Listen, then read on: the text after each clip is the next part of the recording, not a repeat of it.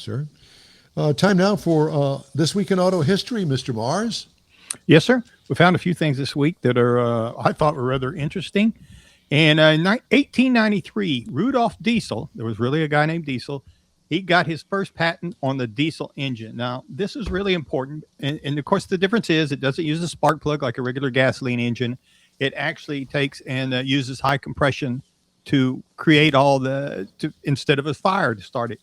And it's really important because it became the backbone of all of our commercial trucking, our railroads, cargo ships, agriculture, military. I mean, the diesel shows up everywhere, even in cars for high fuel. And even in Neederville. Even in Neederville, we got one or two over here when the train comes through. Then in 1901, the Oldsmobile started producing the curved dash runabout. Now, this is important because it was truly the first mass-produced automobile. It wasn't just another car because it started the idea of using standardized parts and early assembly line techniques, which obviously fed into Ford's assembly line and all the wonderful things that he created regarding mass production. Now, then in 1915, this is important for you guys over there, first electric traffic signal was put in Houston. Now, they did have traffic signals, but they were manually manned, literally guys standing in these little towers changing the light colors to control the traffic. That's Don Armstrong in there. That's where he is. You know, he's waving at all his fans as they go by. Yeah. And it's like a toll booth. Just about. But anyway, so they brought in the electric lights, and so this is what provided the consistency for traffic flow. It'd be better if we had that today. Mm-hmm. That's not a bad idea. Oh, they over there where y'all have the little trains. They'd run them and over. So anyway, it also meant that they could also take all the officers off those street intersections and put them to doing other things that are more important than traffic control. Mm-hmm.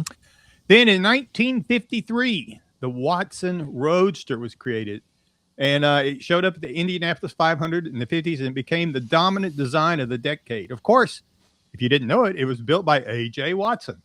Now, this was a front engine layout, lightweight tubular chassis, low center of gravity, and it had the Offenhauser 4-cylinder engine that was so well run and well known from the Indy 500. Now, it won multiple Indy 500s and represented, the pinnacle of the front engine race car engineering that flowed into other areas. Here's this one's for you, Jeff. I found this one specifically for you. Oh, great. 2008. Your heroine, Danica Patrick. I haven't been on heroin in years.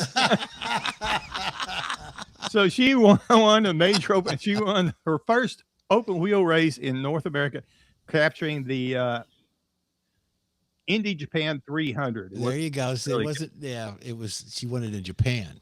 Not yet. Well, yeah, but then that was her first Indy 500 open wheel race that she ran, and then she came over and of course went on to run some more in the United States. She got into NASCAR, and she really, she didn't really get as far as a lot of people thought she would, although she did win some races. But it was more important that she kind of created a path for other female drivers to kind of move into the sport slowly but surely. Well, I met her. Don't call me years ago in Kansas, because back in the day, Open Wheel used to run with the Truck Series, and we had a tent. When I worked for Keystone, we had a tent in Kansas, the new facility up there at the racetrack. We were walking through the garage in the infield where the drivers are, and she was coming up. She was married to a real tall young man at the time. And she said, "Hi, Jeff." No, she wouldn't, and there was several of us in a group, how they have group and they get autographs. And she walked right by everybody and put her nose up in the air and just like, I don't have time for you. And it was a whole group of fans. So she lost me after that. Just did not follow her. And she actually dated Aaron Rodgers. So I'm sorry, I didn't mean to interrupt your story, Mike. Not a fan. Here, just like go I said, ahead. this is for you, Jeff. So by all means, just go with the flow, Jeff. Not a fan, man. Rail on her. Next. What's next? Well, that was this week in automotive history. Oh, that's going to wrap end it up this? with Jeff. Jeff's comments right there is going to finish it up. Way to go. Well, obviously, Jeff isn't a big fan.